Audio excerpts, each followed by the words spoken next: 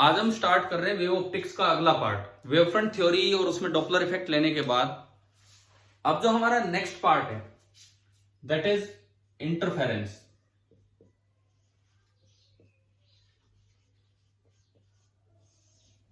Interference एक wave phenomena है। पहली बात तो ये आप याद रखें, चाहे लॉन्गिट्यूडनल वेव हो, चाहे ट्रांसवर्स वेव होती, कैसी भी वेव हो, हर तरह की वेव में इंटरफेरेंस ऑब्जर्व होता है। It is a wave phenomena.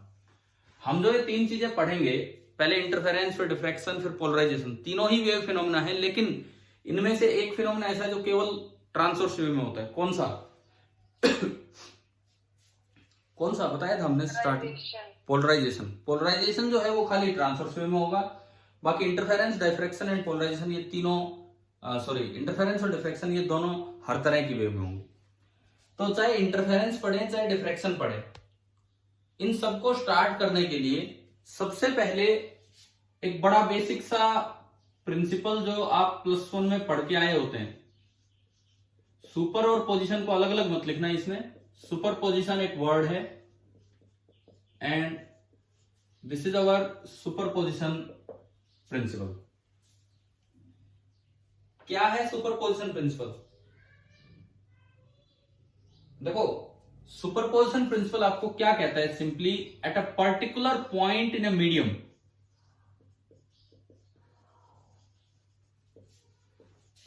किसी मीडियम में, किसी भी मीडियम में जहां पे वेव चल रही हैं,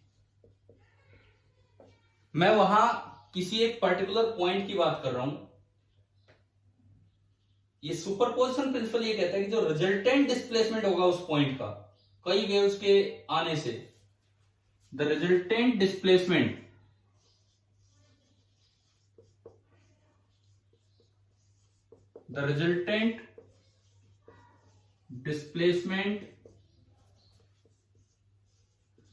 produced by a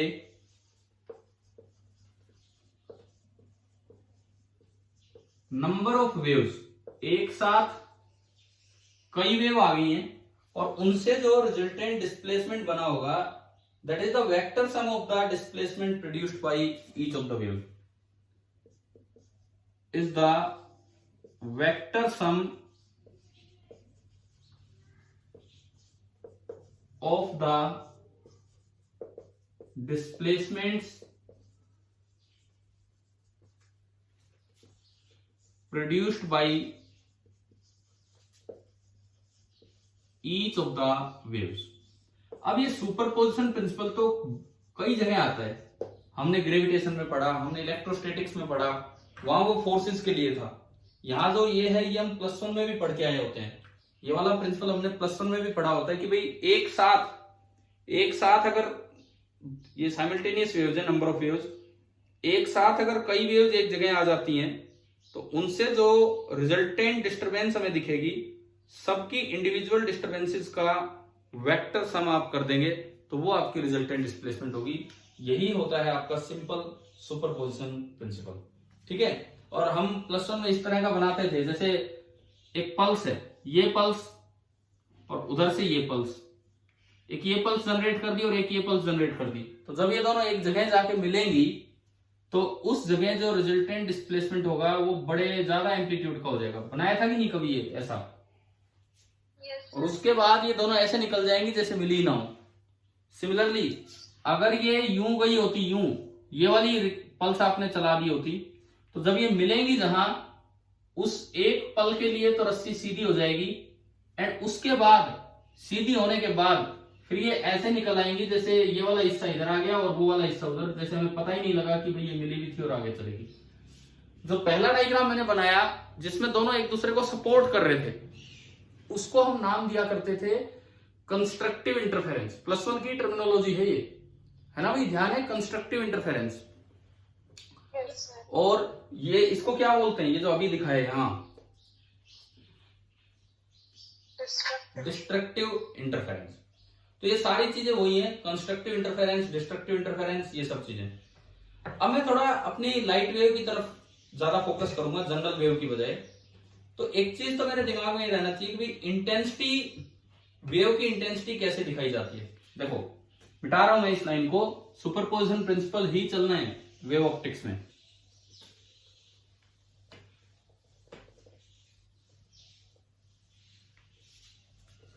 मैंने आपके लिए जो पिछला वीडियो डाला था वो एक छोटा सा 10 मिनट का कॉर्पस्कुलर थ्योरी पे दोबारा से वही चीजें जो आपको उसमें दिखाई थी, एक बार स्नेल्स लॉ और वो किस तरह से थे वो डाल दिया था सुबह। अगर आपने कभी देखा हो, अभी तक किसी की नजर गई हो तो डाले एक 10 मिनट का वीडियो। Yes sir. है ना, वो जस्ट इसलिए है कि भाई बाई चांस कॉर्पस्कुलर थ्योरी पे क्वेश्चन आ जाए, क्योंकि एनसीईआरटी में है, तो हमें पता हो कि स्नेल्स लॉ उससे कैसे निकला था। हालांकि सही नहीं था वो, लेकिन क्या था वो मतलब, और उसमें फोर्सेज वाली थ्योरी, तो मैंने अलग से एक बार बना के डाल दिया है आपके लिए, देख लेना उसमें पिछले वीडियो में। अभी सुनो, इस पे हम चलते हैं। एक लाइट वेव, एक ईएम वेव है। लाइट मींस ऑप्टिकल इफेक्ट्स के लिए कौन सा फील्ड रिस्पॉन्सिबल है? ऑप्टिकल इफेक्ट्स के लिए कौन सा फील्ड रिस्पॉन्सिबल है? इलेक्ट्रिक फील्ड, है ना।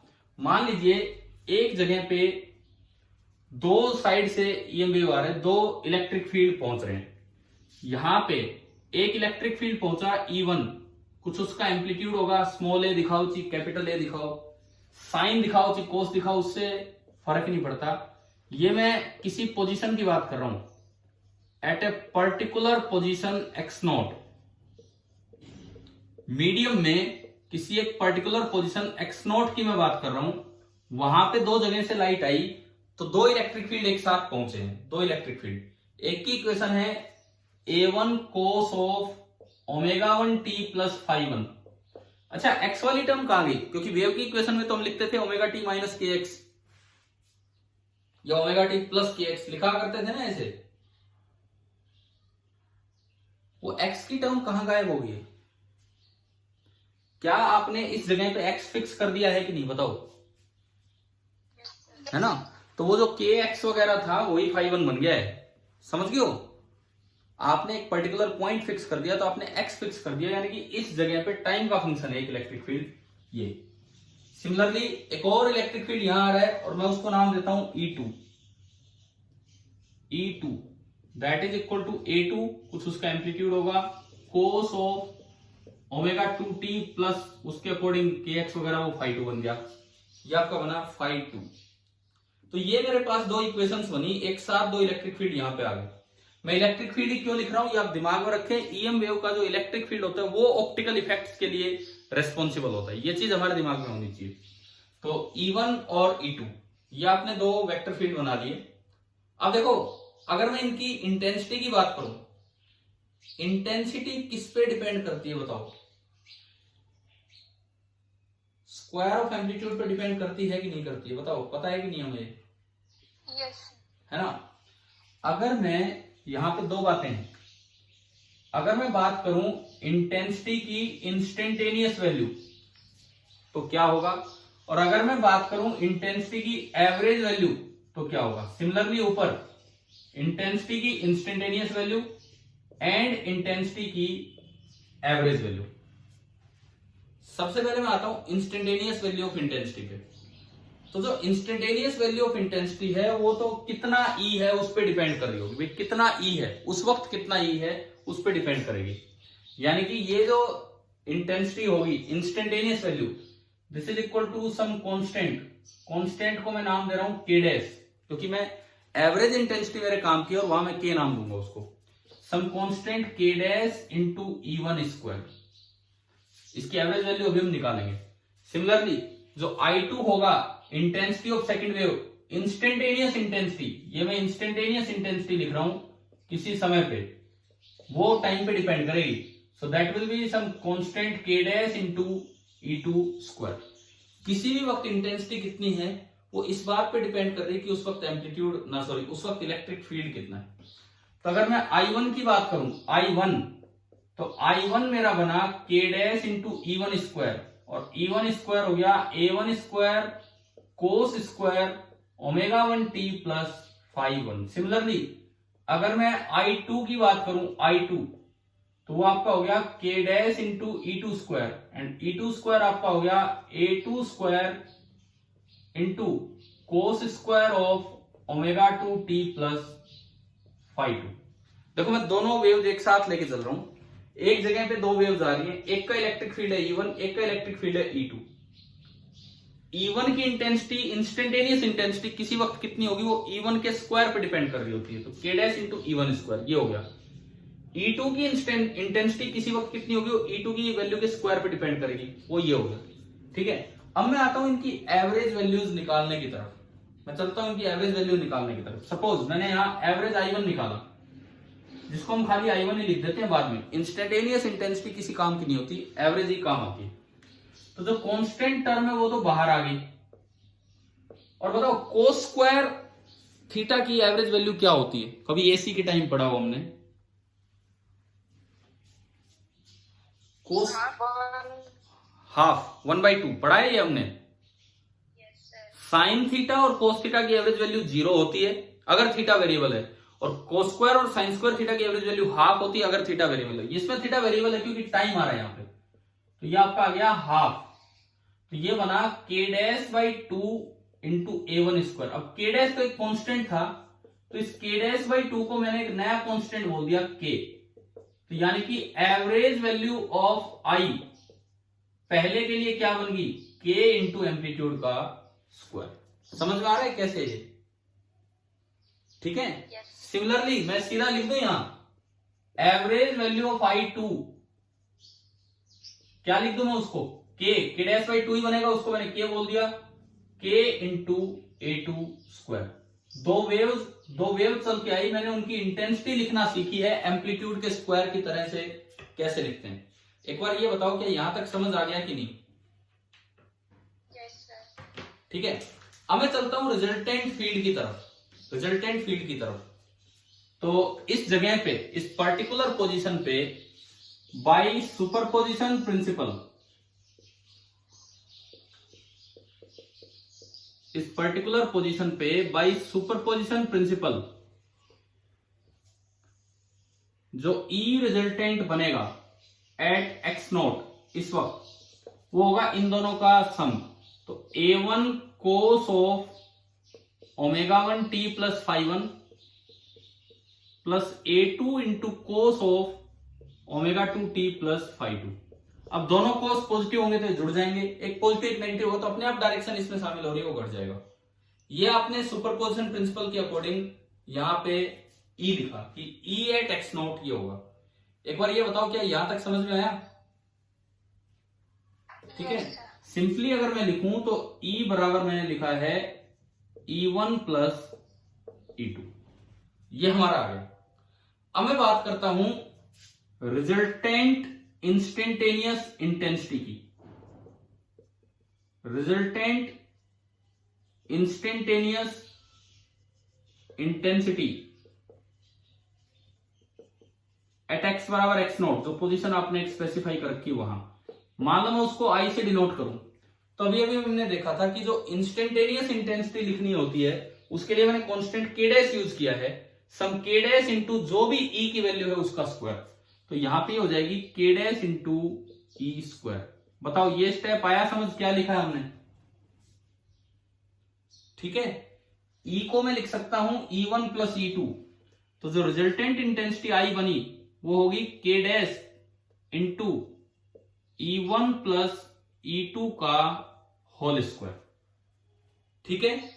मैंने क्या किया, मैंने होल स्क्वायर खोल दिया, तो I बराबर हो गया K डैश से मैं मल्टीप्लाई भी कर लेता हूं। फर्स्ट टर्म बनेगी K dash into E1 square, second term बनेगी K dash into E2 square, and third term बनेगी 2K dash into E1 into E2। एक बार ये बताओ क्या ये स्टेप यहां तक समझ आया कि नहीं आया आपको,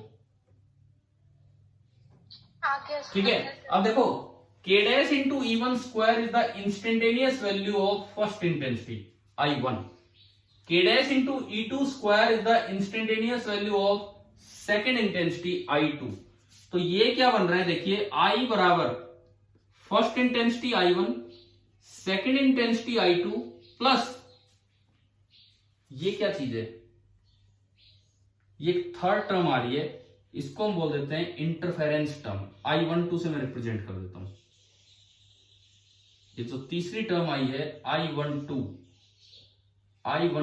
ये जो थर्ड टर्म है इसको हम बोल देते हैं कि this is the interference term. ये जो तीसरी टर्म यहाँ बन के आई है, this is called interference term, और इसी को देखना है, इसी को समझना है ढंग से। तो पहले ये बताओ, रिजल्टेंट इंस्टेंटेनियस इंटेंसिटी यहां तक समझ आ गई है कि नहीं?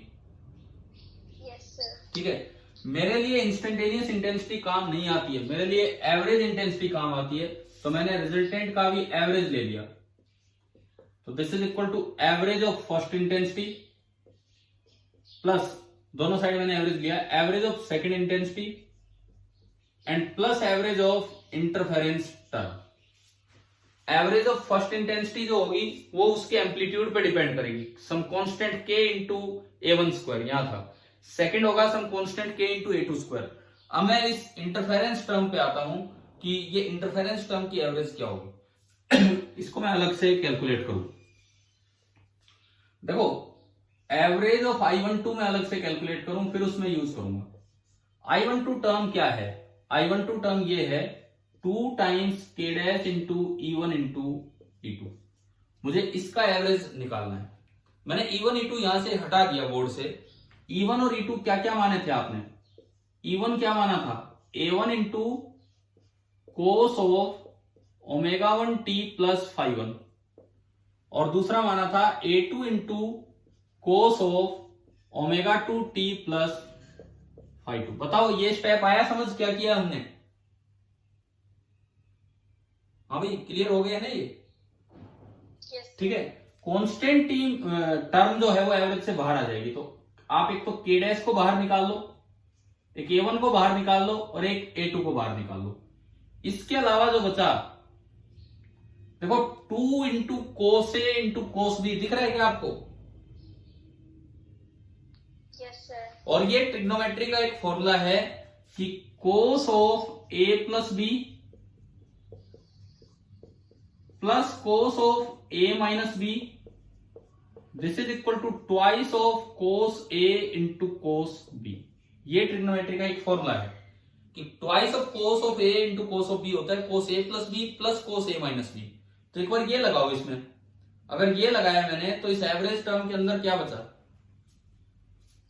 एवरेज टर्म के अंदर देखो, मैं यहां ब्रैकेट लगा रहा हूं। एवरेज तो प्लस के साथ अलग अलग कर सकते हो, दो टर्म्स आएंगी, एक ये प्लस एक दूसरी टर्म हो रहेगी। थोड़ा सा मैं ऊपर का हटा देता हूं, इस पे बोर्ड पे जगह तो बन नहीं पा रही। हाँ जी बताओ, फर्स्ट टर्म क्या बनेगी? Cos of A plus B. तो पहली टर्म बनी cos of A plus B, करोगे आप ए प्लस बी तो क्या आ रहा है? Omega 1 plus omega 2 into t and plus phi 1 plus phi 2। आप बताएं क्या फर्स्ट टर्म समझ आ गई है कि नहीं? बोलो एक बार, ये ध्यान आ गया वो क्या किया है मैंने? ये यही लगाया, फर्स्ट टर्म बन गई आपकी। देखो k डैश A1 A2 मैंने बाहर निकाल दिए, k डैश A1 A2 बाहर निकाल दिए। 2 कोस ए, ये पूरा है A और ये पूरा है B। अब फर्स्ट टर्म बनेगी cos of A plus B। तो जब A प्लस B करोगे तो t कॉमन आ रहा है, तो ओमेगा 1 प्लस ओमेगा 2 और प्लस फाई 1 प्लस फाई 2। तो एक तो इसका एवरेज हो जाएगा, क्योंकि मुझे इसका एवरेज लेना है। तो इसके एवरेज को आप यूं लिख सकते हैं, इसका एवरेज इंटू इसका एवरेज। बताओ ये स्टेप पहली टर्म समझ आ गई कि नहीं? क्या है? Yes sir. प्लस दूसरी term cos of A minus B जब आप करेंगे तो यहां बनेगा omega 1 minus omega 2 into t and plus phi 1 minus phi 2। मैं इसको हटा देता हूं, अगर आपको ये समझ आ गया हो तो भी कैसे लिखा हमने। हाँ जी बोलो, क्लियर हुआ यहां तक? ठीक है, अब ये बताओ कोस की एवरेज वैल्यू क्या होती है? कोस थीटा की average value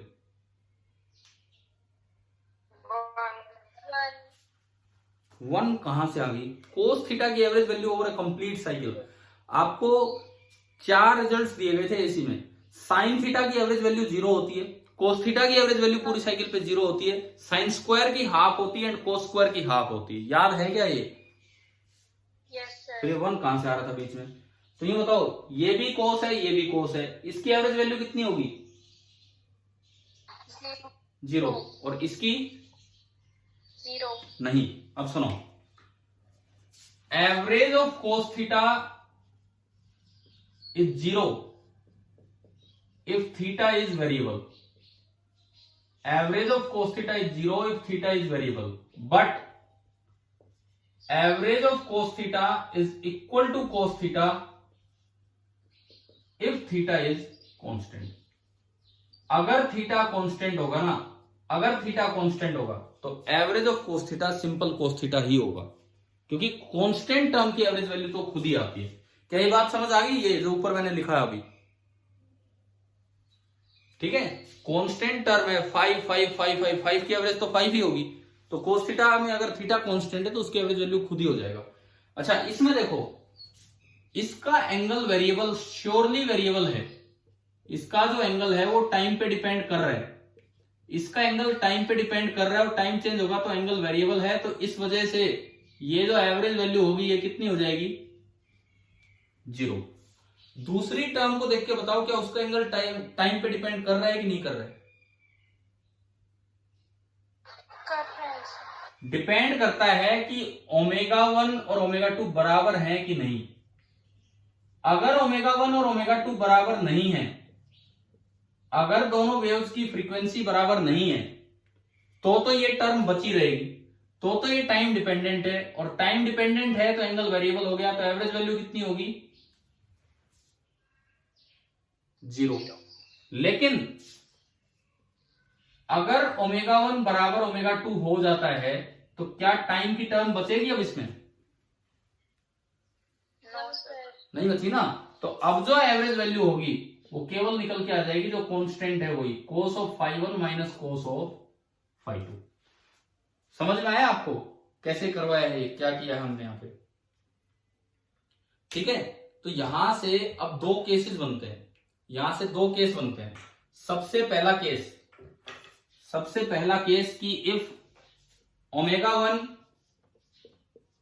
is not equal to ω2, दोनों सोर्सेज का ओमेगा अलग अलग है।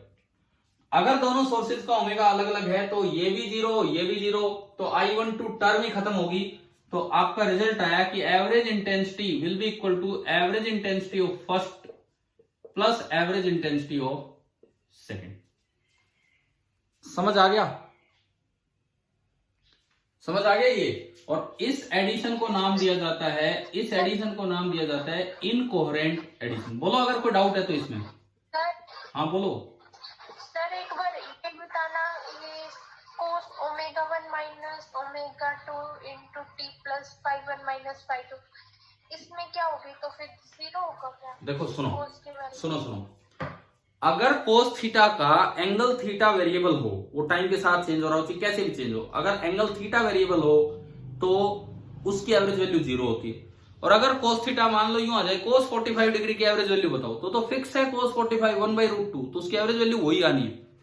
हम एक जगह की बात कर रहे हैं eight a particular position x0, position तो फिक्स होगी, पोजीशन फिक्स होगी तो φ1 φ2 तो फिक्स हो गए, kx वाली टर्म थी, लेकिन टाइम तो उस जगह चेंज होता रहेगा, धीरे धीरे टाइम बढ़ेगा। इस टर्म में तो टाइम पक्का आएगा, पक्का, क्योंकि ये नॉन जीरो टर्म है, नॉन जीरो टर्म के साथ टाइम आएगा, तो कोस का एंगल टाइम के साथ चेंज हो रहा है, तो एंगल वेरिएबल हो गया। और अगर एंगल वेरिएबल होता है तो कोस थीटा की एवरेज वैल्यू कितनी होती है? 0। क्या ये बात समझ आई यहां तक? Yes sir. दूसरे में क्या है, देखने में लगता है कि भी टाइम पे डिपेंड। हाँ बोलो। आपने ये इनकोहेरेंट एडिशन लिखा नीचे, हाँ तो कोहेरेंट में क्या होगा? अभी रुको ना, आ रहे हैं उस पर, आ रहे हैं, अभी तो एक ही केस लिया है ना, ठीक है, अभी हमने एक ही केस लिया है। पहले ये सुनिए, जब ω1 और ω2 बराबर नहीं है तो क्या ये टर्म कैंसिल हो रही है? नहीं हुई ना। अगर ये टर्म कैंसिल नहीं हुई तो t बचा रहेगा, और अगर t बचा रहेगा तो इसका भी एंगल वेरिएबल है, और अगर इसका एंगल वेरिएबल है तो cos of this variable angle, उसकी भी एवरेज वैल्यू कितनी हो जाएगी? 0।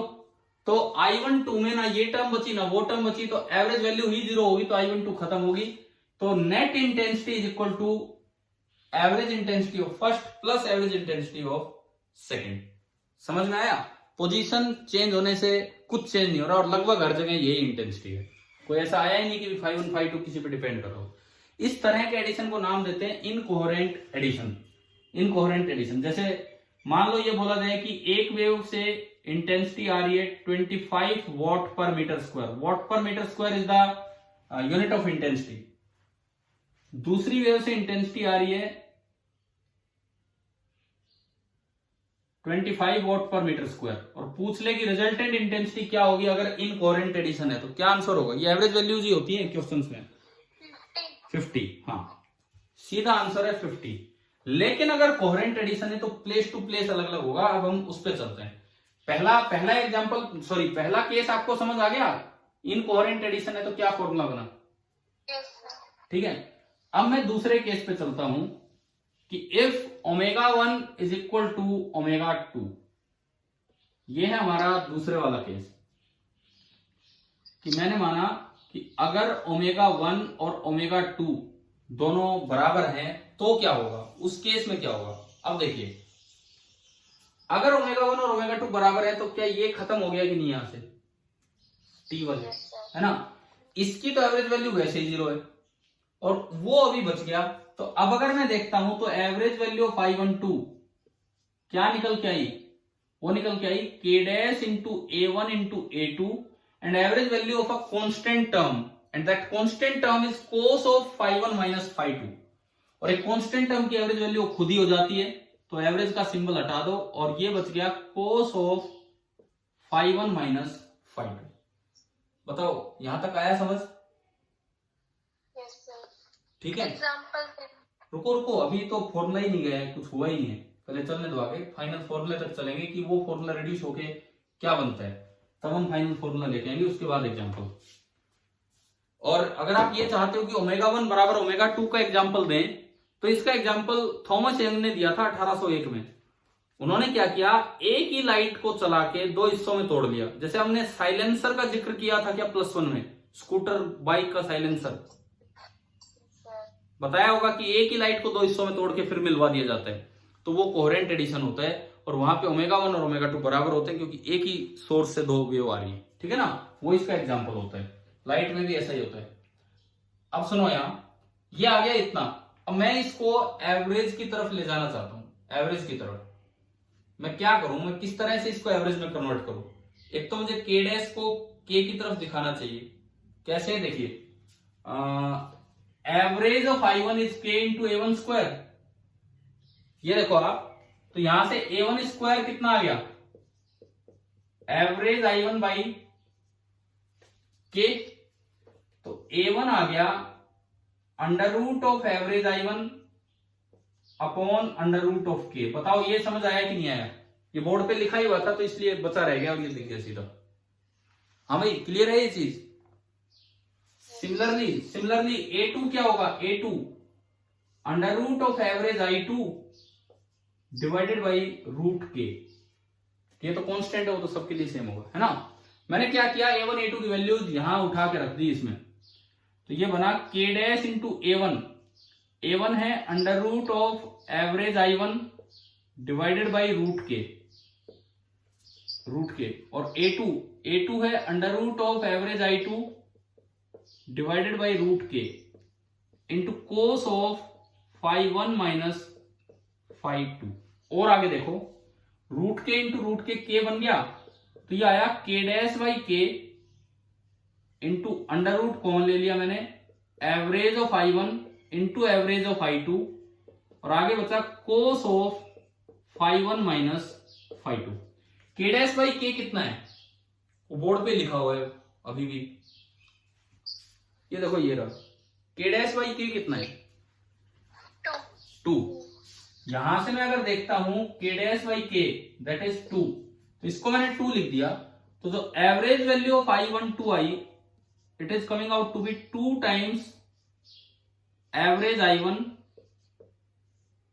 Average I2 into cos of φ1 minus φ2।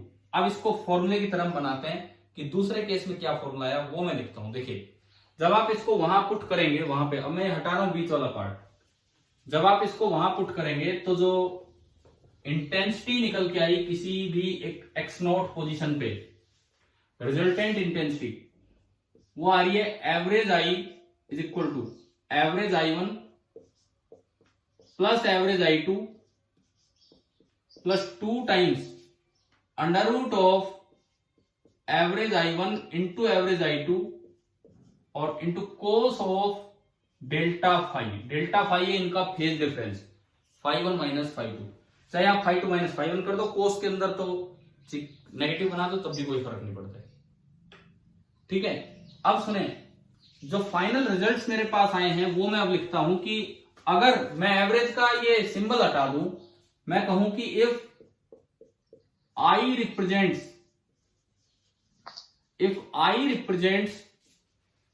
average intensity at a particular position x0, if I represents average intensity at a particular position x0, किसी एक particular position x0 पे I अगर आपको एवरेज इंटेंसिटी दे रही है, तो आप देखो नंबर 1 इनकोहेरेंट एडिशन अगर है,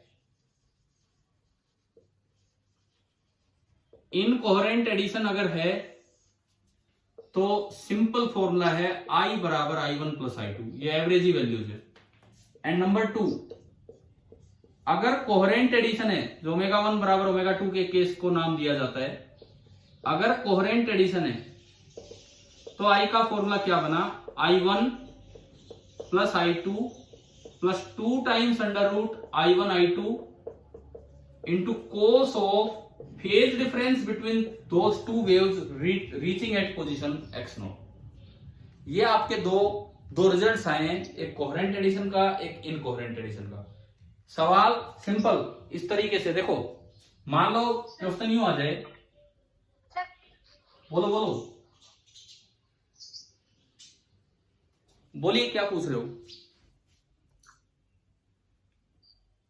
सिर्फ फेज डिफरेंस कांस्टेंट नहीं होगा ना, वही दिखा रहा हूं मैं आपको अभी। फेज डिफरेंस वो जो φ1 बोला था हमने, किस टर्म को बोला था? एक जनरल वेव की इक्वेशन होती है साइन या कोस के आगे ω t प्लस kx या माइनस kx, था ना, है ना? और उसको क्योंकि पोजीशन फिक्स कर दी तो आपने उसको फाई बोल दिया, उसको फाई बोल दिया। आप पोजीशन चेंज कर दो तो क्या kx की वैल्यू चेंज हो जाएगी कि नहीं?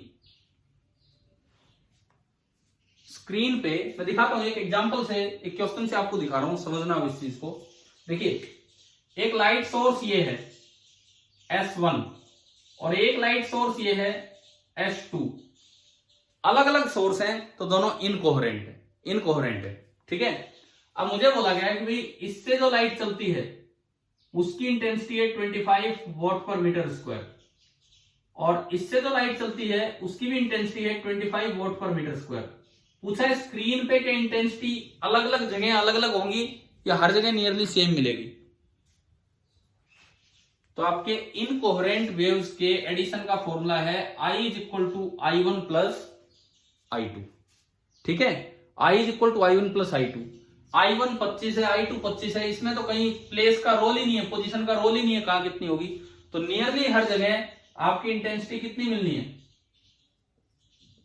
50।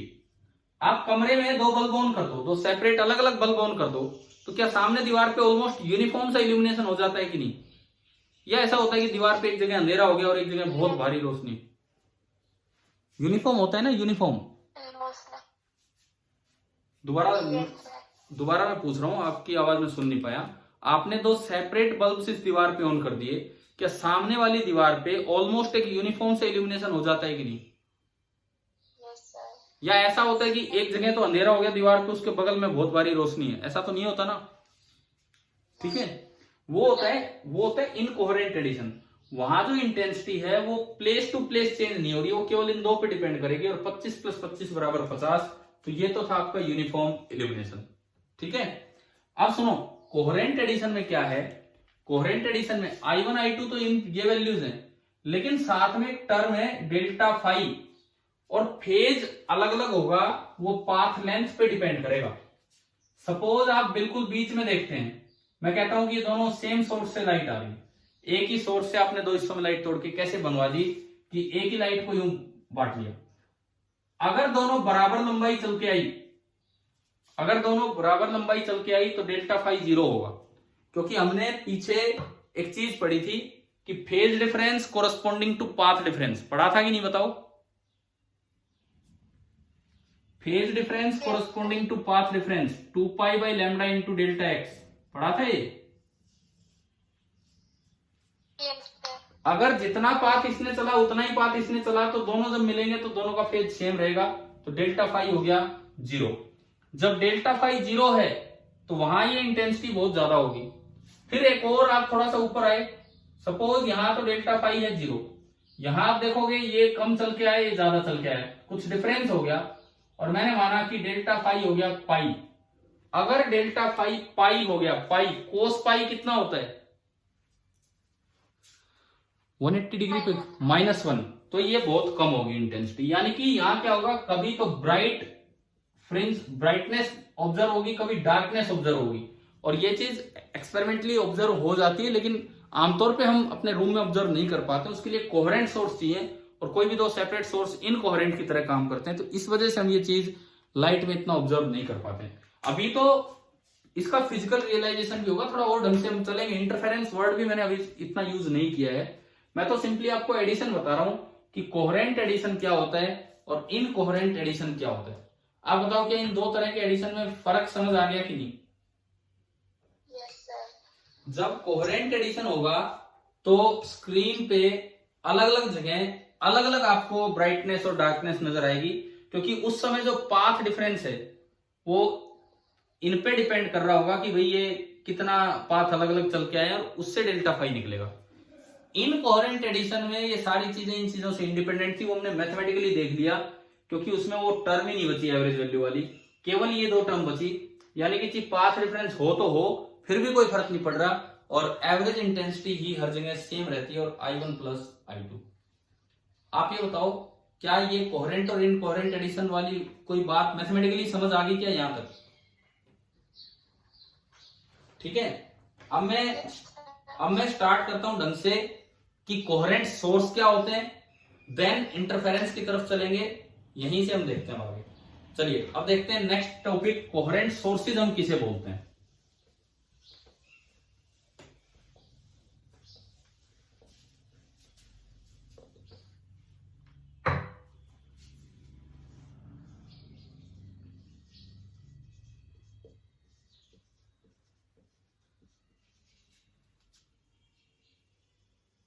Coherent sources of light waves, या कोहेरेंट सोर्सेज का क्या मतलब है?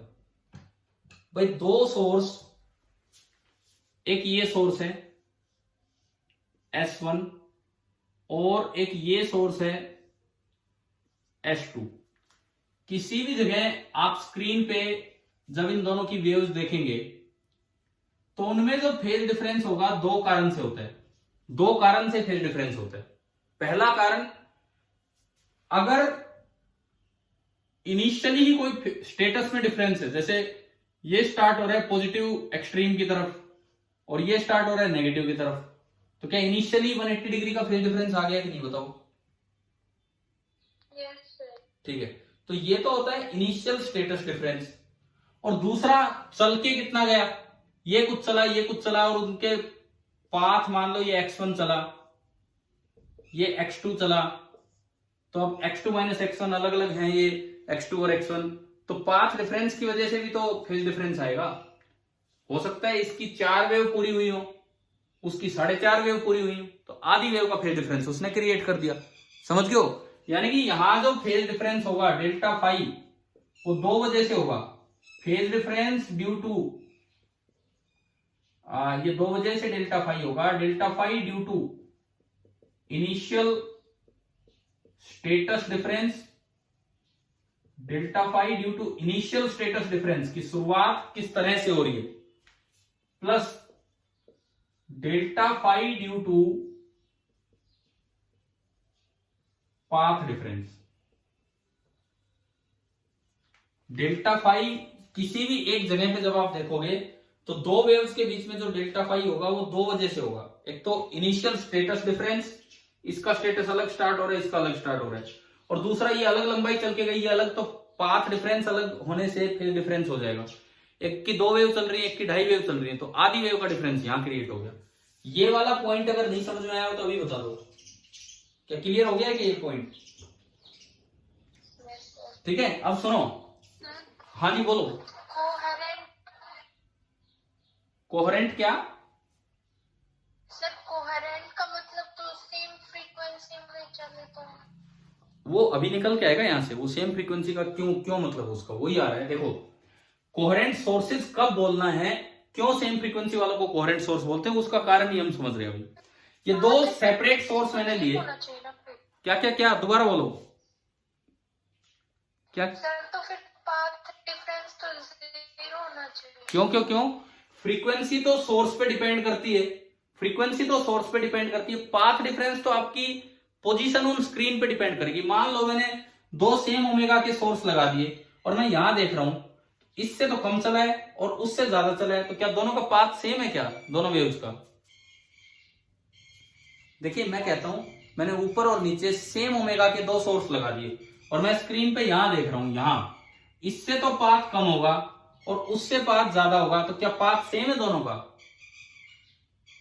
नहीं है ना। तो अभी हम कोहेरेंट में वो ऐसे ना याद करें कि सेम ओमेगा, हम देखते हैं समझते हैं कि क्या होते हैं कोहेरेंट सोर्स।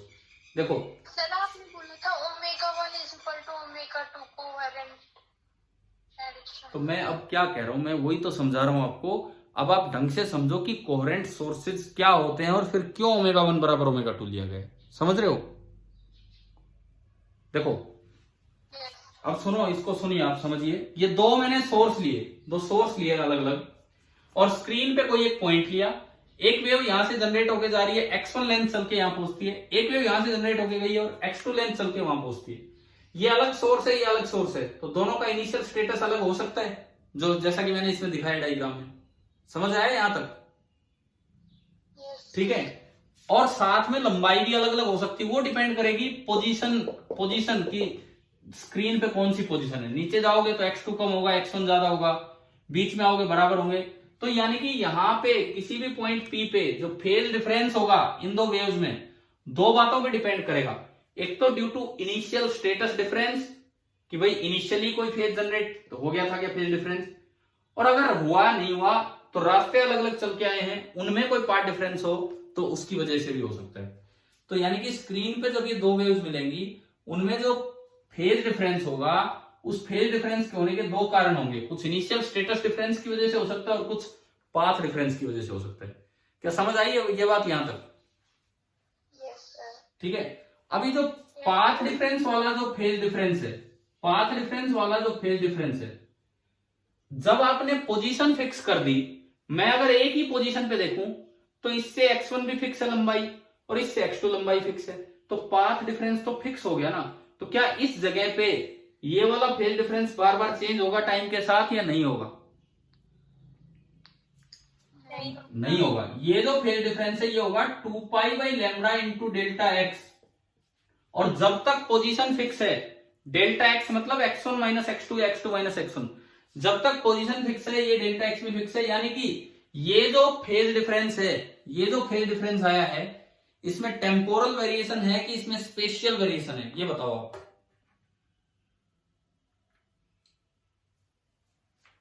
टेम्पोरल स्पेशियल मैंने तो वर्ड यूज कर दिए जो पहले कभी यूज करते थे।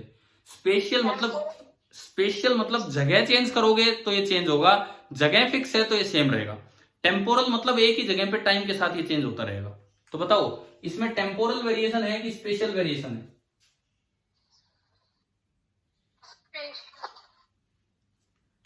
समझ रहे हो? एक जगह पे ये फिक्स है, जगह चेंज करोगे तो ये चेंज होगा, एक जगह पे समय के साथ ये चेंज नहीं होगा। मतलब ये वाला जो पाथ डिफरेंस है, इसमें मैं कह सकता हूं कि नो टेम्पोरल वेरिएशन, कोई टाइम के साथ चेंज होने वाला कुछ भी नहीं है।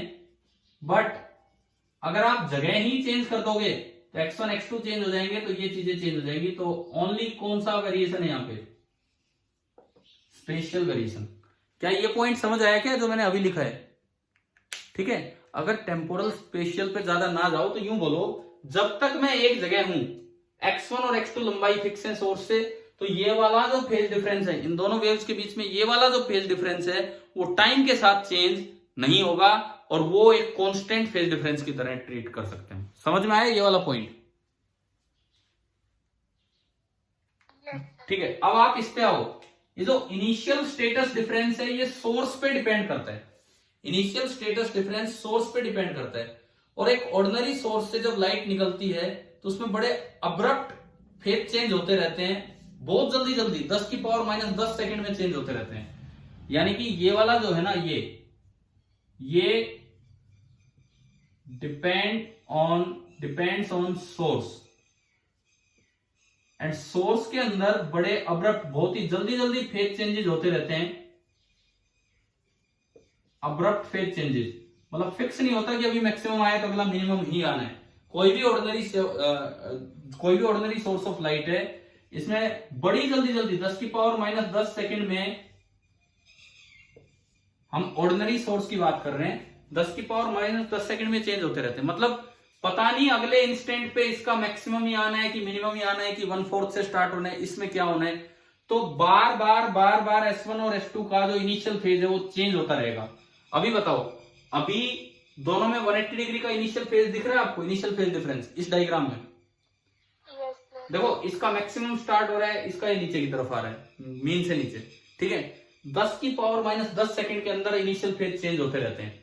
जरूरी नहीं है कि अगली बार भी ऐसा ही आए, हो सकता है अगली बार इसका मैक्सिमम आए, इसका भी मैक्सिमम आ जाए, तो इनिशियल फेज 0 हो गया, इनिशियल फेज डिफरेंस।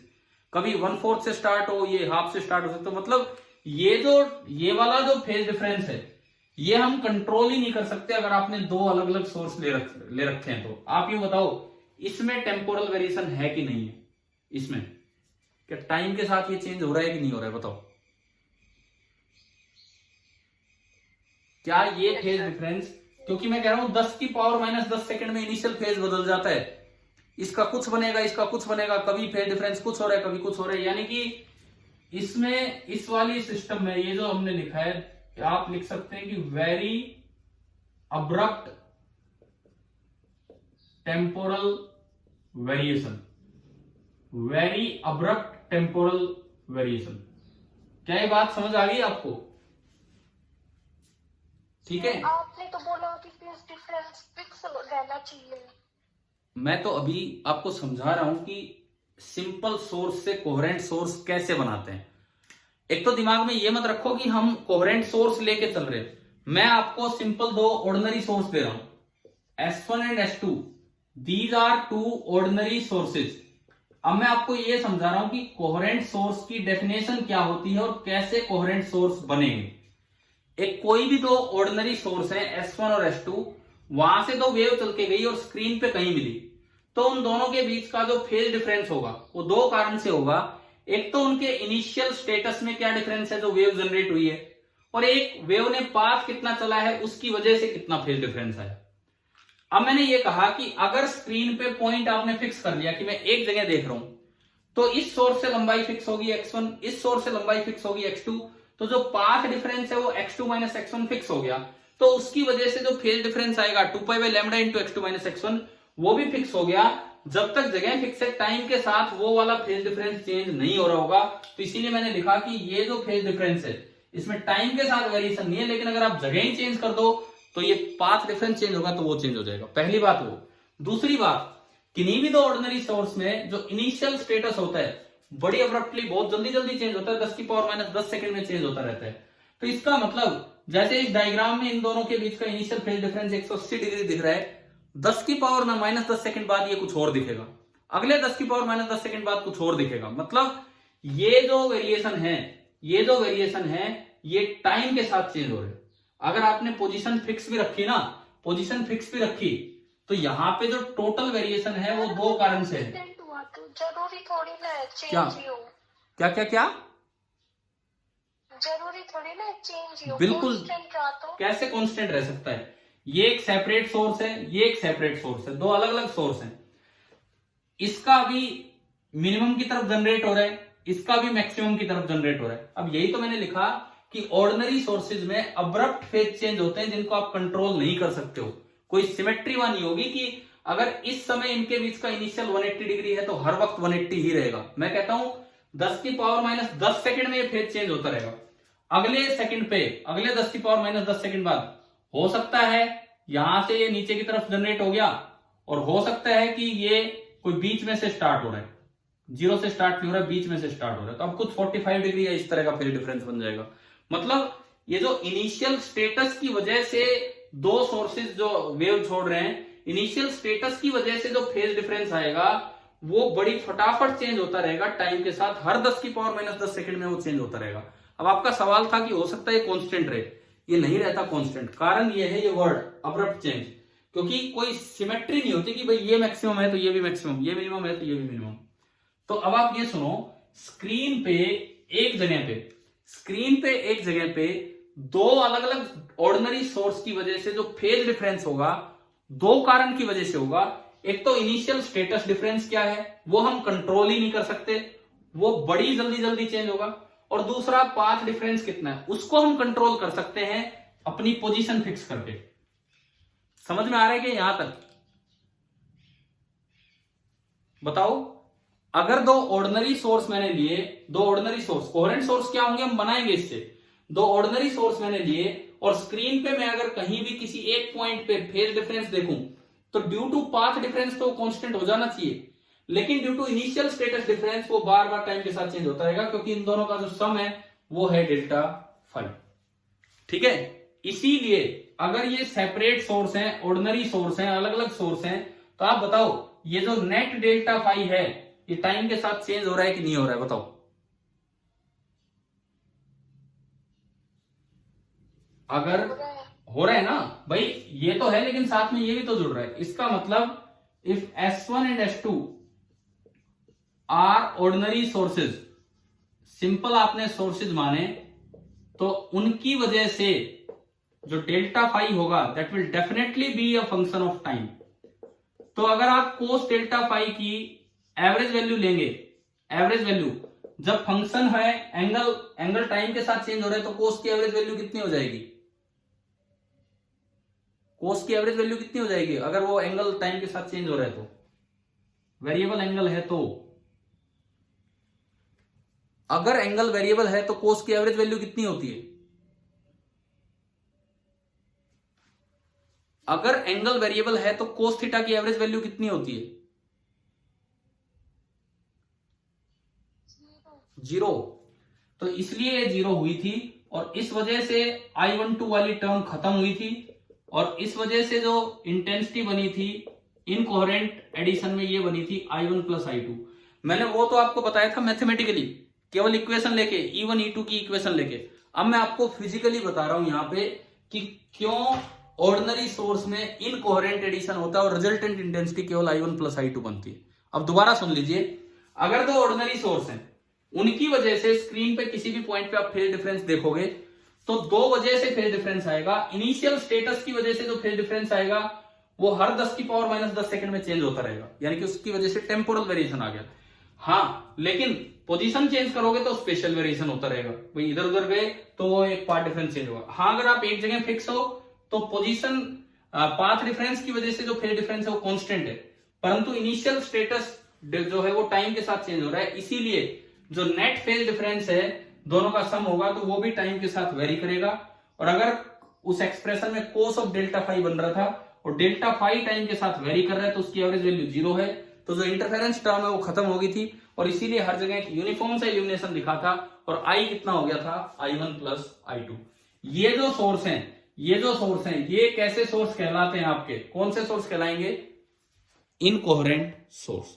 तो इनकोहेरेंट सोर्स की प्रॉपर डेफिनेशन ये है कि अगर किसी भी जगह आप देखोगे तो उनका जो फेज डिफरेंस है वो नेट टाइम के साथ चेंज होता चलेगा, तो वो इनकोहेरेंट सोर्स होंगे और वहां पे हर जगह यूनिफॉर्म इल्यूमिनेशन दिखेगा। पहली बात बताओ, इनकोहेरेंट सोर्स क्या होते हैं? समझ में आ गया? हाँ जी, इनकोहेरेंट सोर्स क्या होते हैं समझ में आया कि नहीं आया?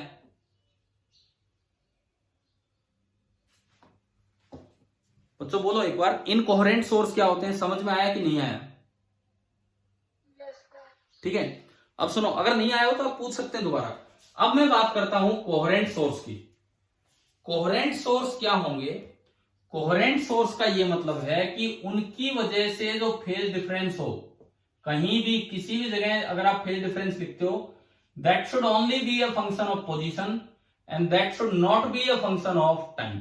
और टाइम पे डिपेंड ना करें, वो केवल पोजीशन पे डिपेंड करें, स्क्रीन पे, ये प्रॉपर डेफिनेशन है। वो मतलब तो ओमेगा 1 बराबर ओमेगा 2 वो नहीं, प्रॉपर डेफिनेशन ये है कि अगर स्क्रीन पे किसी जगह आप फेज डिफरेंस देख रहे हैं दो वेव्स का, अगर एक पोजीशन पे आप रुके हुए हैं और वो फेज डिफरेंस टाइम के साथ चेंज नहीं हो रहा है तो वो कोहेरेंट सोर्सेज है, और एक पोजीशन पे आप रुके हुए हैं और वो फेज डिफरेंस बार बार टाइम के साथ चेंज हो रहा है तो वो सोर्स कैसे कहलाएंगे? आपके इनकोहेरेंट सोर्स। अब बात ये आती है कि कोहेरेंट सोर्स बनाए कैसे, कोहेरेंट सोर्स बनाए कैसे? उसके लिए आपको क्या करना होगा, S1 and S2 will be, ये बोला जाता है locked in phase.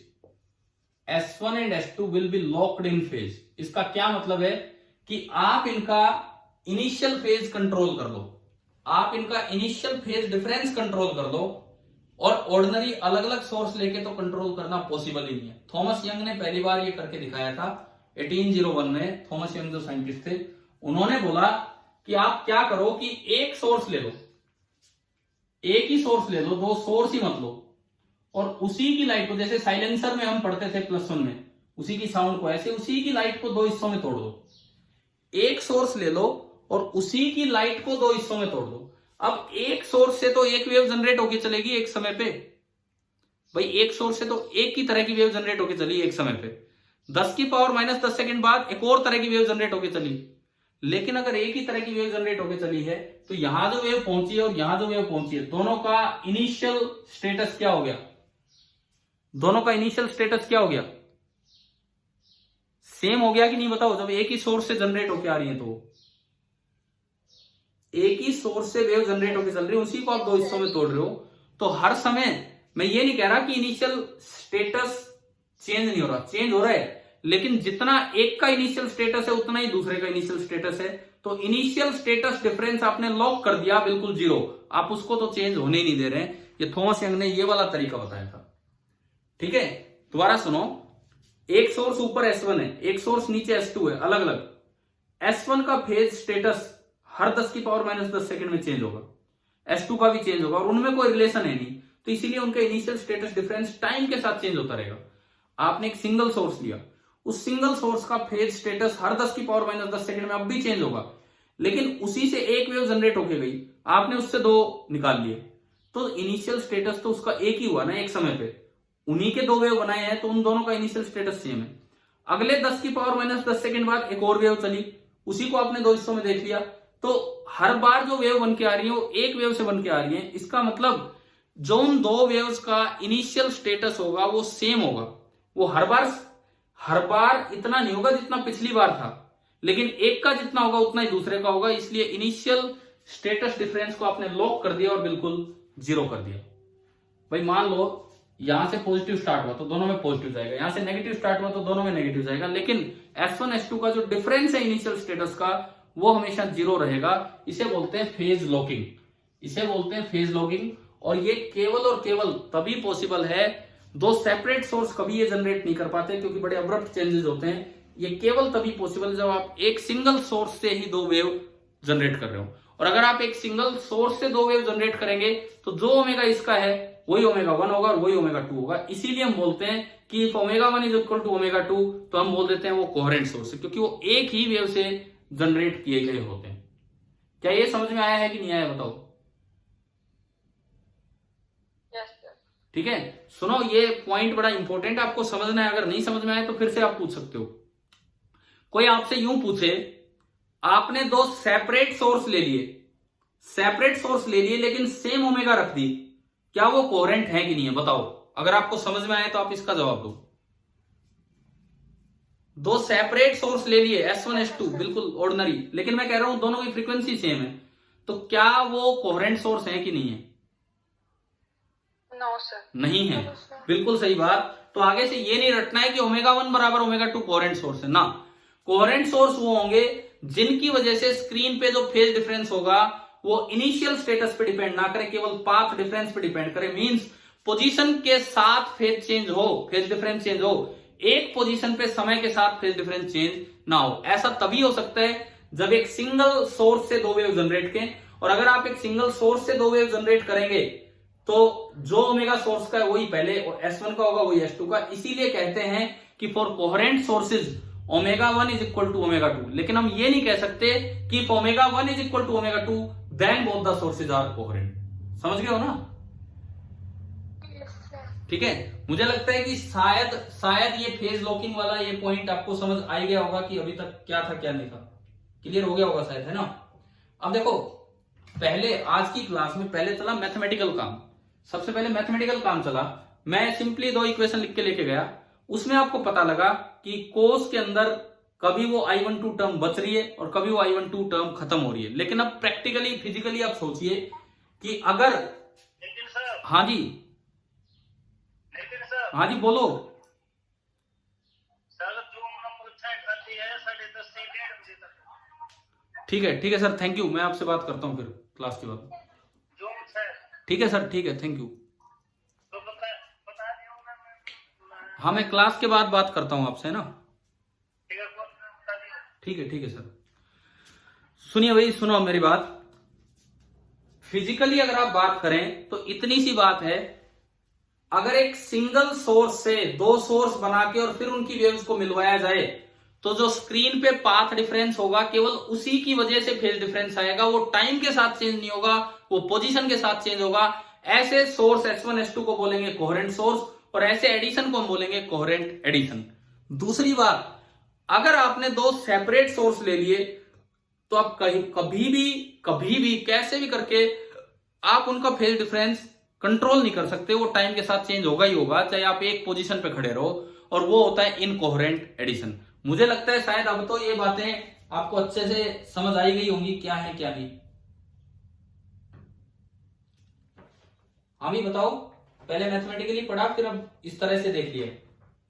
Yes, sir. ठीक है, अब सुनो, एक बार अपनी बुक में आप आइए, एक बार बुक के अंदर आप आइए, पेज नंबर 362 निकालो। मैं एक छोटी सी बात पढ़वा रहा हूं फिर मैं आगे बढ़ रहा हूं। पेज नंबर 362, क्या इसमें टॉपिक है interference of light waves and Young's experiment?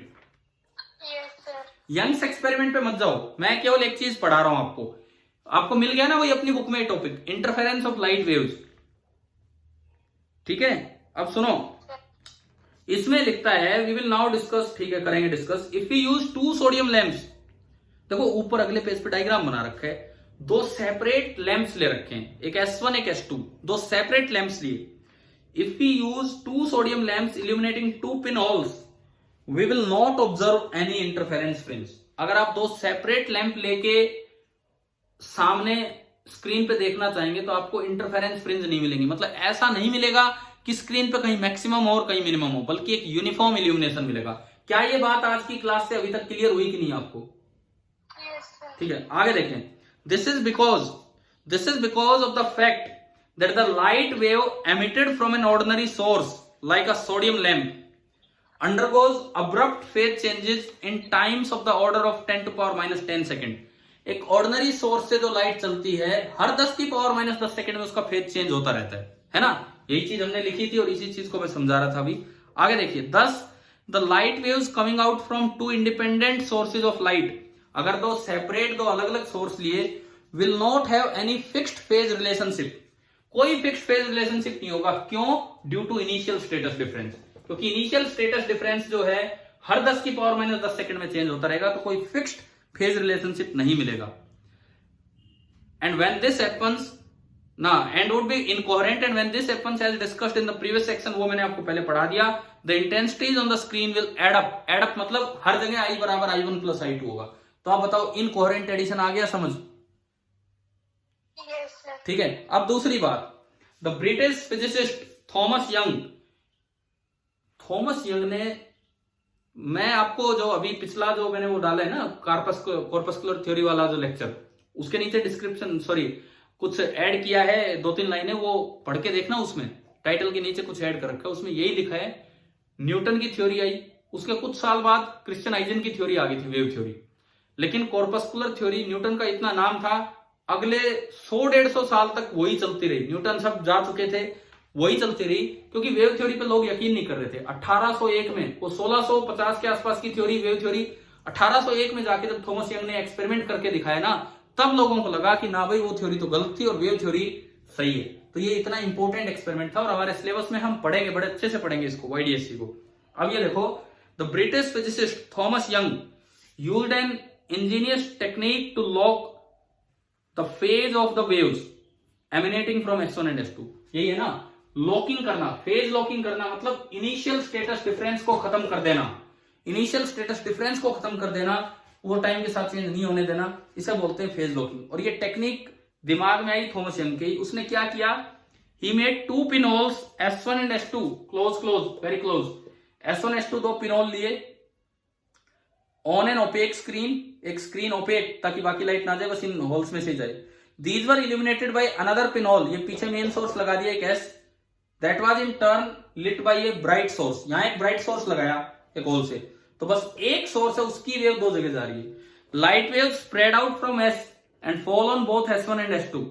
So S1 and S2 then behave like two coherent source because light waves coming from S1 and S2 are derived from the same original source and any abrupt phase change in S will manifest in exactly similar phase change in the light coming out from S1 and S2. क्या लिखता है भाई ये कहता है ऐसा नहीं है कि S में abrupt phase change नहीं होंगे, S में अब भी abrupt phase change होंगे, हर 10 की पावर -10 सेकंड में इसका फेज अब भी चेंज होता रहेगा, लेकिन जो चेंज हुआ, जो इनिशियल फेज इसको मिला वही इनिशियल फेज इसको मिला, तो दोनों का इनिशियल फेज डिफरेंस जो है वो फिक्स कर दिया आपने। कितना कर दिया? 0। हम अब्रप्ट चेंज को कंट्रोल नहीं कर सकते, लेकिन मैंने क्या किया, जो अब्रप्ट चेंज इसमें आए वही S1 के पास जाए, वही S2 के पास, तो हर समय S1 और S2 का इनिशियल फेज फिक्स कर दिया। इसे बोलते हैं फेज लॉकिंग। ठीक है, thus the two sources S1 and S2 will be locked in phase, that is they will be coherent like two vibrating needles। तो needle वाला एग्जांपल छोड़ो, वो तो +1 का एग्जांपल होता है जो इसमें बुक में हालांकि यहां दिया है इससे पिछले टॉपिक में। अभी आप बताओ कि आपको कोहेरेंट और इनकोहेरेंट सोर्स जनरेट करने समझ आ गए कि नहीं? Yes sir. तो अब आप मुझे, फिर मैं आगे बढ़ूंगा। देखो मैंने पूरा, मुझे लगता है मैंने 1 घंटा लगा दिया इस एक बात को समझाने में। पहले मैथमेटिकल काम चला, इंटरफेरेंस आसान है, इसके बाद ऐसा नहीं इंटरफेरेंस मुश्किल है, बड़ा आसान है। मेन बात ये होती है, बच्चा इंटरफेरेंस कर जाता है, न्यूमेरिकल करने लगता है, लेकिन अटक जाता है क्योंकि आखिर तक भी कोहेरेंट सोर्स का मतलब नहीं पता। वो तो ये याद करके जाता है कि ω1 बराबर ω2 से कोहेरेंट होता है। मैं एक बार फिर पूछ लूं, क्या ω1 बराबर ω2 होने से सोर्स कोहेरेंट होना सफिशिएंट है? No sir. क्या है मेन कंडीशन? क्या है सबसे मेन कंडीशन जिस पे ध्यान जाना चाहिए सोर्स कोहेरेंट की? कि आप कहीं भी अगर फेज डिफरेंस देखें तो वो टाइम का फंक्शन नहीं होना चाहिए, चाहे वो पोजीशन के साथ चेंज हो, लेकिन एक पोजीशन पे टाइम के साथ वो चेंज ना हो। और ऐसा कब होता है? जब आप फेज लॉकिंग कर देते हैं, जब एक सिंगल सोर्स से 2 सोर्स बनाते हैं। मुझे लगता है अब आ गया ना, ये समझ में अच्छे से आ गया होगा। ठीक है, ठीक है। अच्छा, अब इसके बाद सुनो, कई बार ऐसे पूछ लेते हैं कि what are the conditions for obtaining good interference fringes from 2 coherent source of light. अभी इंटरफेरेंस पे तो हम चलेंगे, वहां पे सीखेंगे कि क्या कंडीशंस है। मैं उनमें से बस एक कंडीशन आपको याद करवा रहा हूं, उनमें से केवल एक कंडीशन, कि the 2 sources must be derived from a single source. अगर आप ढंग से इंटरफेरेंस देखना चाहते हैं तो पहली कंडीशन जो मस्ट है, बिल्कुल मस्ट है, बाकी कंडीशंस तो ऐसी हैं कि सपोर्ट करेंगी, एक्सेसरीज की तरह काम करेंगी, परंतु ये माउंटिंग है, ये तो जरूरी है कि the 2 sources must be derived from a single source, नहीं तो आपको इंटरफेरेंस नहीं मिलेगा। जब ये सवाल आएगा आगे इंटरफेरेंस में अगली क्लास में, तो कि what are the conditions for obtaining good interference fringes या सस्टेनेबल इंटरफेरेंस फ्रिंजेस, तो उसमें पहली कंडीशन हम ये लिखा करेंगे। ठीक है, अब देखिए, अब मैं लौट के आता हूं अपने उसी मैथमेटिकल कैरेक्टर की तरफ जो चल रहा था।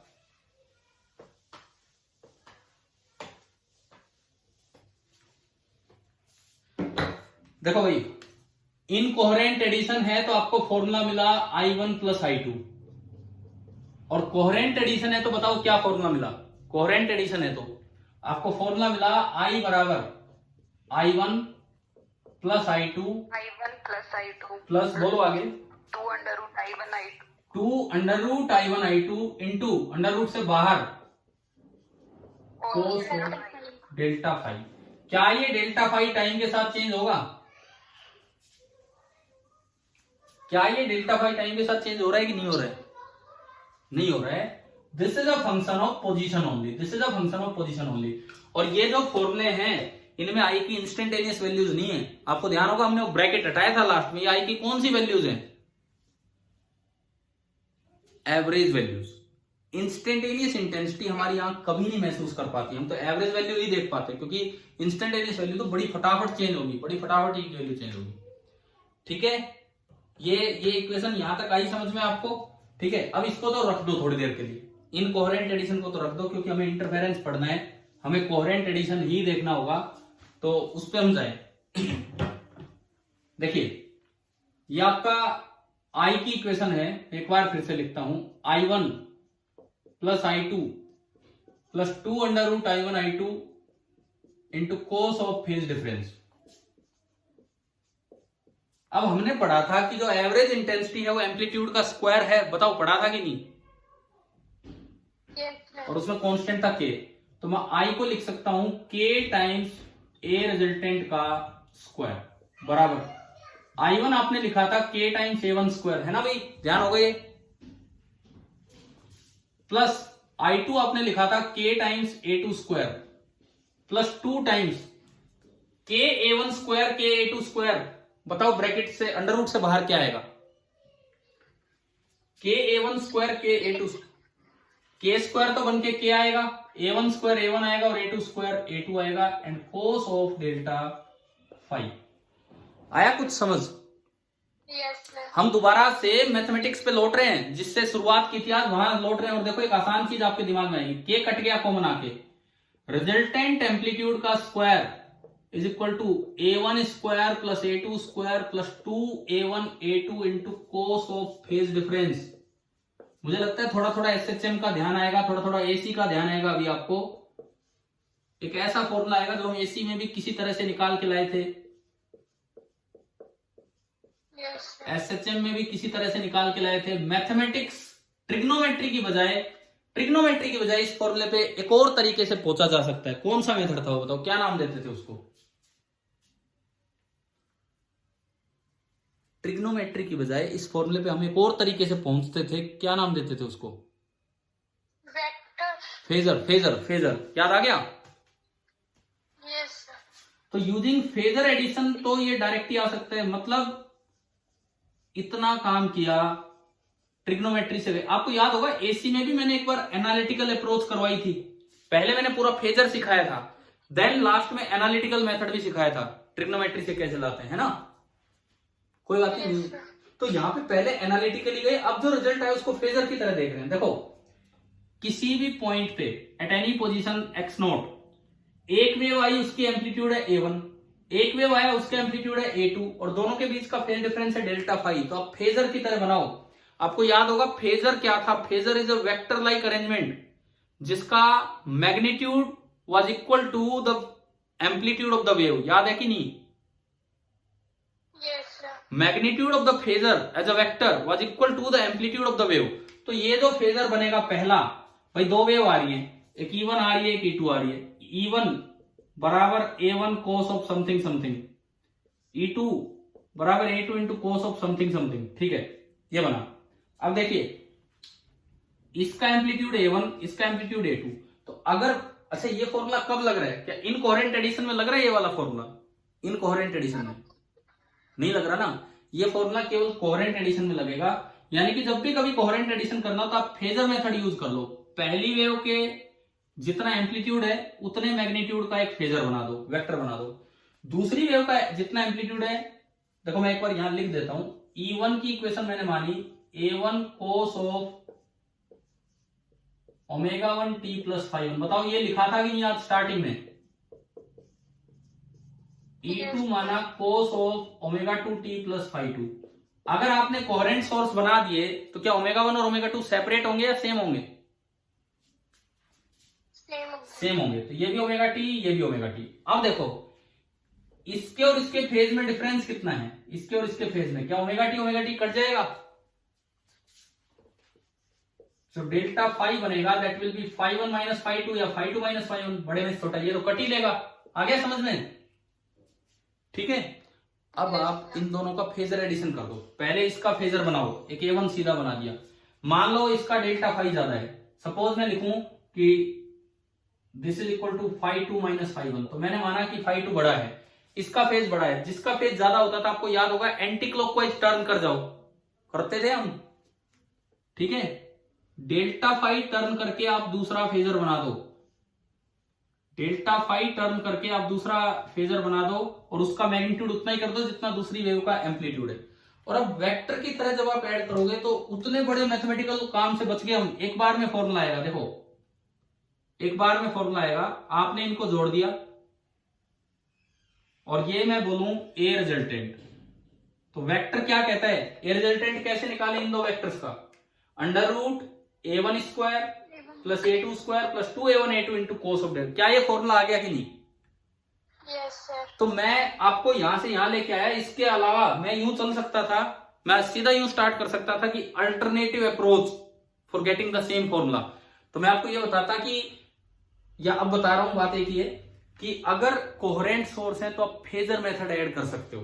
फेजर मेथड से आपने ये दोनों लिखे, उससे आपका ये फॉर्मूला बना, दोनों साइड स्क्वायर किया ये बना, दोनों साइड के से मल्टीप्लाई किया ये बना, और उसको हमने इस तरह से लिख दिया। तो आप बताओ क्या वही इंटेंसिटी वाला फॉर्मूला फेजर एडिशन से एक बार में समझ में आ गया कि नहीं आया? Okay sir. ठीक है। इसके बाद अब बात आती है कि यहाँ पे देखो यार, समय बहुत लगा है, चीजें थोड़ी समझाई हैं, लेकिन मुझे लगता है कि शायद अब आगे इनमें कभी डिफेक्ट नहीं होना चाहिए। डिफेक्ट का मतलब कोई कमी नहीं होनी चाहिए आपके अंदर। इसमें अगर है तो आज ही क्लियर कर लेना, चाहे तो मैसेज से कैसे भी पूछ लेना, आज ही क्लियर कर लेना ये चीज, ठीक है। अगली चीज सुनो, हम जो पढ़ते रहे हैं प्लस वन में कि दो तरह के इंटरफेरेंस होते हैं, क्या क्या नाम देते थे उनको, कंस्ट्रक्टिव एंड डिस्ट्रक्टिव। तो अब देखो यहां से उनको भी देख लेते हैं एक बार। वैसे तो चलो उसकी डिटेल में कल भी चल लेंगे, यहां से एक स्पेशल केस, क्योंकि अभी टाइम कितना हो गया है, 9:23। चलो देखते हैं, थोड़ा सा कुछ तो है समय। पहली बात, स्पेशल केस, अगर दोनों सोर्स की इंटेंसिटी सेम है, लेट I1 बराबर I2, let this be equal to I0, तो ये फॉर्मूला क्या बनेगा। और डेल्टा फाई को अक्सर हम फाई से रिप्रेजेंट कर देते हैं। स्टैंडर्ड कन्वेंशन है कि let delta phi be phi, where phi is phi one minus phi two, तो हम इसको अक्सर फाई से रिप्रेजेंट कर देते हैं। Phi is the phase difference, ठीक है, फाई दोनों का फेज डिफरेंस है। और अगर कोहेरेंट सोर्स है तो आगे से अब यूं लिखा जाएगा, एक सोर्स की इक्वेशन होगी E1, चाहे y लिख दो यार, इससे कोई फर्क नहीं पड़ता, ई की जगह y लिख दो, x लिख दो, कुछ लिख दो। E1 बराबर A1 cos omega T, and दूसरी की इक्वेशन होगी A2 कोस ऑफ, कोहेरेंट है तो ओमेगा सेम होगा, और प्लस सम फाई। अब बताओ इस तरह से आगे से हम रिप्रेजेंट करेंगे तो इन दोनों के बीच का फेज डिफरेंस कितना है, इन दोनों के बीच का फाई है ना, तो उस डेल्टा फाई को हम फाई से रिप्रेजेंट कर देते हैं। एक स्पेशल केस देखिए कि अगर I1 बराबर I2 बराबर I0 है, अगर I1 बराबर I2 बराबर I0 है, तो इसमें पुट किया मैंने I बराबर I0 प्लस I0 कितना हो गया, 2I0, I0 into I0 square, और अंडर रूट से बाहर आया तो I0 cos phi, 2I0 common आ गया, 1 प्लस कोस फाई। कोस 2 थीटा के फॉर्मूले याद हैं ट्रिग्नोमेट्री के, कोस 2 थीटा ट्रिग्नोमेट्री में होता था 2 cos square theta minus 1, cos square theta minus sine square theta, वो बन जाता था 2 कोस स्क्वायर थीटा माइनस 1। तो इस 1 को इधर ले आओ, तो 1 plus cos 2 theta, 1 plus cos 2 theta कितना बन गया, 2 कोस स्क्वायर 5, यानी कि अगर मैं 2 थीटा को 5, अरे यार ये क्या लिख दिया, 2 कोस स्क्वायर थीटा, अगर मैं 2 थीटा को 5 बोलूं तो 1 प्लस कोस 5 आपका बन जाएगा 2 टाइम्स कोस स्क्वायर ऑफ 5/2। ये ट्रिग्नोमेट्री की ये बात आ गई क्या समझ?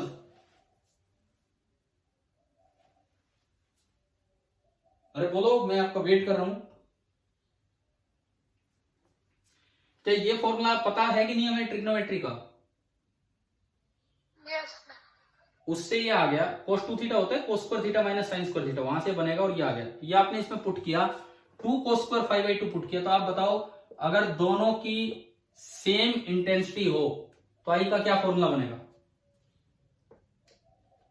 2 × 2 4 cos स्क्वायर ऑफ 5/2। ये एक शॉर्ट फॉर्मूला है कि अगर दोनों कुछ आई नोट गायब कर दिया ना हमने, हाँ 4 × I0 × cos स्क्वायर ऑफ 5/2। ठीक है, इसको मैं वेक्टर फॉर्म से भी ला सकता हूं, फेजर मेथड से। कैसे? देखिए एक बार और देख लो फेजर से कैसे। आपने E1 E2 दोनों के फेजर बनाए, कोहेरेंट सोर्स है तो फेजर से आप चल सकते हैं। एक का एम्पलीट्यूड A, अच्छा अगर दोनों की इंटेंसिटी सेम है तो दोनों का एम्पलीट्यूड भी सेम होगा। तो एक का एम्पलीट्यूड A, दूसरे का भी एम्पलीट्यूड A, और दोनों के बीच का डिफरेंस है फाई। तो बताओ जब दो सेम एम्पलीट्यूड के सेम मैग्नीट्यूड के वेक्टर होते हैं तो रिजल्टेंट का क्या फॉर्मूला होता है? ये होता है 2f cos θ/2, इस तरह से लिखा करते थे ना हम। तो 2a cos 5/2 ये आपका आ गया ए रिजल्टेंट। ए रिजल्टेंट इंटेंसिटी इसके स्क्वायर से दी जाती है, आप दोनों साइड स्क्वायर कर दो। ए रिजल्टेंट का स्क्वायर बराबर 4a square cos square 5/2, k से मल्टीप्लाई कर दो। k इंटू ए रिजल्टेंट का स्क्वायर बराबर 4 × ka square into cos square 5/2। अब बताओ k इंटू ए रिजल्टेंट के स्क्वायर को मैं i लिख सकता हूं, yes, और ka स्क्वायर को मैं I0 लिख सकता हूं किसी भी एक का। तो आपके पास ये फॉर्मूला आ गया। अब देखो इसके बाद आज सारा समझाने वाला काम हो गया, जिसमें जोर पड़ता है। जो पहली क्लास है, जो बच्चे को समझने में टाइम लग जाता है कि भाई कोहेरेंट सोर्स क्या होते हैं कैसे। अब क्योंकि मैंने लास्ट में आते आते आपको फेजर से रिलेट करके दिखा दिया, और मुझे लगता है फेजर की प्रैक्टिस आपकी है, एसी में भी पढ़ा, एसएचएम में भी पढ़ा। तो अब ये इंटरफेरेंस जो है बड़ा इंटरेस्टिंग हो जाएगा आपके लिए, क्योंकि आसान हो जाएगा। इंटरेस्टिंग इसलिए भी हो जाएगा, आपसे क्वेश्चंस होंगे, न्यूमेरिकल होंगे आसानी से, और जो समझने वाला काम था वो आप पढ़ चुके हैं। अब कल हाँ जी एनसीईआरटी में क्वेश्चन है इसके, इस टॉपिक के? हाँ बिल्कुल है ना, बिल्कुल है। एनसीईआरटी में भी है और एचसी वर्मा में भी बहुत अच्छे अच्छे सवाल हैं। इन दो किताबों से बड़ी अच्छी प्रैक्टिस हो जानी है इंटरफेरेंस की। ठीक है, लेकिन आज जो पढ़ाया है वो न्यूमेरिकल पोर्शन नहीं बनता उस पे बेस्ड। आज आपको समझ में आ गया होगा, मैंने बहुत टाइम लेके थोड़ा सा कॉन्सेप्ट आपको पढ़ाया है। ठीक है, Yes, sir. और इनकी प्रैक्टिस आज करने की जरूरत नहीं है। कल मैं एक बार YDSC Young's double slit experiment में यही चीजें यूज होनी है। बस आज का जो बेसिक वो प्रिलिमिनरी एक्टिविटी है जो कल काम आएगी। तो कल हम YDSC से स्टार्ट करेंगे, यंग्स डबल स्लिट एक्सपेरिमेंट से, और कल आप वहां से पढ़ना स्टार्ट करेंगे और अच्छे से चीजें सीख लेंगे। ठीक है, तो आज तो मैं कोई होमवर्क आपको नहीं दे रहा हूं इसमें, लेकिन हाँ कल की क्लास के बाद इंटरफेरेंस पे आपको अच्छा खासा काम मिल जाएगा करने के लिए, जो आप कल ट्राई करेंगे। देखो वेव ऑप्टिक्स अब बड़े अच्छे लेवल पे चल रही है, चलने दो इसे, ढंग से आप करते चलो बस साथ साथ काम। ठीक है, अगले 2-3 दिन अब इंटरफेरेंस चलना है। ठीक है भाई, आगे कल पढ़ते हैं। Thank you. Yes.